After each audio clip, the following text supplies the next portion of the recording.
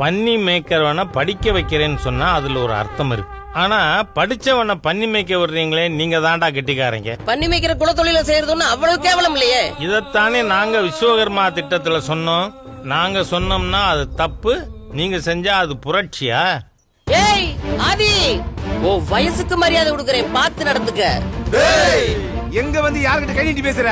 NEET நகையை உடைச்சிட்டு பாத்துக்கோ. கருணா, இது கோவில். ஏய், வேலையை பார்த்துட்டு போயிட்டே இரு. ஏய் பாண்டியம்மா, இவங்களையும் கூட்டிக்கிட்டு போ. வாடா. என்னடா வளவா, இவங்க எல்லாம் ஒரு ஆலோசனை இவங்களே போய் அனுபவிச்சிருக்கு செத்த பயல்களை.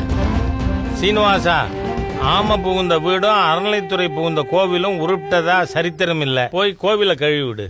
கருணா, இனி கோவில எடுப்போம்னு கோவிலுக்குள்ள வருவாங்க. அது எப்படி வருவாங்க? இவ்வளவு பஞ்சாயத்து நடந்துச்சு, இந்த அல்லலியா பாபு எங்க கருணா? ஃப்ரீயா கிடைச்சாவே அந்த ஆளு மேல குடிப்பான். இப்ப பிரியா வேலை கிடைச்சிருக்கு.